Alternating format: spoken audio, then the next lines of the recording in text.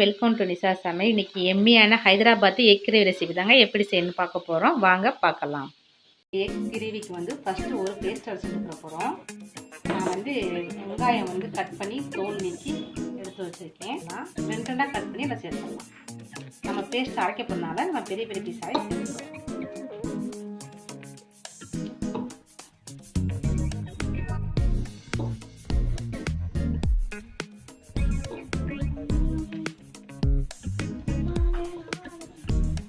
ஒரு 6 பச்சை மிளகாய் சேர்த்துக்கலாம். கூடயே ஒரு கைப்பிடி அளவு புதினா சேர்த்துக்கலாம். கொஞ்சம் கொத்தமல்லி சேர்த்துக்கலாம். பேஸ்ட்டாக சேர்த்துக்கலாம்.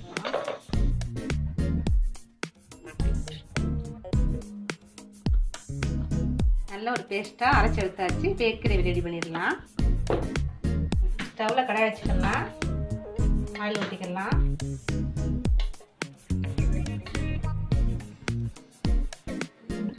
ஆயில் நல்லா காஞ்சிருச்சு. இப்போ அரைச்சதுக்கு பேஸ்ட்டை சேர்த்துடலாம்.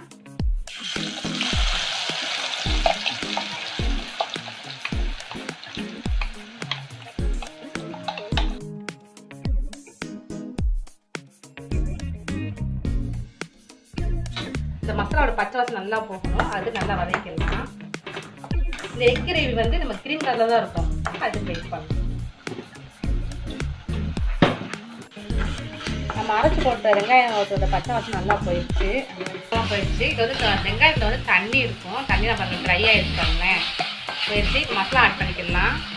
1 டீஸ்பூன் தனியாக பவுட்ரு, 1/2 டீஸ்பூன் ஜீரகத்தூள், 1/4 டீஸ்பூன் கரம் மசாலா, கொஞ்சம் மஞ்சள்தூள் சேர்த்துக்கலாம். சேர்த்து நல்லா மிக்ஸ் பண்ணி விட்டுக்கலாம்.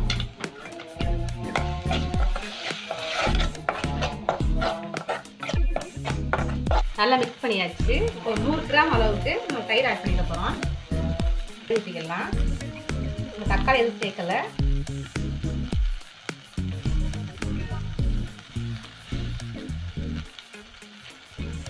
தயிர் சேர்த்து நல்லா மிக்ஸ் பண்ணி விட்டுக்கலாம்.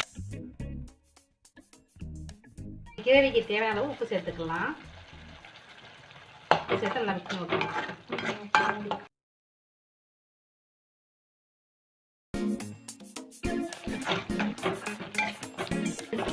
இந்த கிரேவிக்கு நம்ம தண்ணி எதுவும் சேர்க்கல. இப்போ கொஞ்சமாக தண்ணி சேர்த்துக்கலாம். நம்ம போச்சு வச்சு வரதான் கொஞ்சம்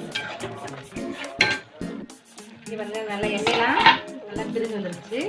இப்போ 5 முட்டை நான் வேக வச்சு எடுத்து வச்சுருக்கேன். அந்த முட்டை இதோட சேர்த்துக்கலாம். நான் உப்பு போட்டு வேக வச்சு எடுத்து வச்சுருக்கேன். எடுத்து நல்லா மிக்ஸ் பண்ணி விட்டுக்கலாம். கலர்ஃபுல்லாக சூப்பராக இருக்குங்க. இந்த கிரேவியோடையே ஒரு 2-3 நிமிஷம் ஒரு 5 நிமிஷம் நல்லா இந்த கிரேவியோடையே இந்த முட்டை வேகட்டும். அதோட ஜூஸிலாம் அதில் இறங்கும். நல்லாயிருக்கும். இப்போ 5 நிமிஷம் நல்லா வேகட்டாச்சு பாருங்கள். மசாலாவோடையே நல்லா எண்ணெய் நல்லா மிதந்துருச்சு. இப்போ நம்ம அவ்வளோதான். ஸ்டவ் ஆஃப் பண்ணிடலாம். ஆஃப் பண்ணிவிட்டு மேலாப்பில் கொத்தமல்லி தூக்கலாம்.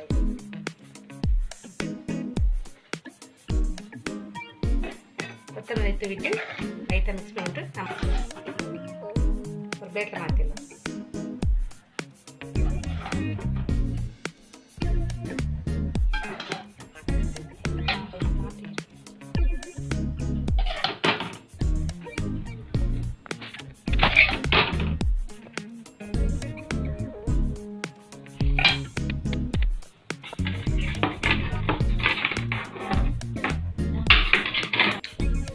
அவ்வளோதாங்க. எம்மியாக கிரேவி ரெடி ஆயிடுச்சு. இதே மாதிரி நீங்கள் ட்ரை பண்ணி பாருங்கள். இந்த வீடியோ உங்களுக்கு பிடிச்சிச்சுன்னா லைக் பண்ணுங்கள். மறக்காம நிஷா சமையல் சப்ஸ்கிரைப் பண்ணிச்சுக்கோங்க.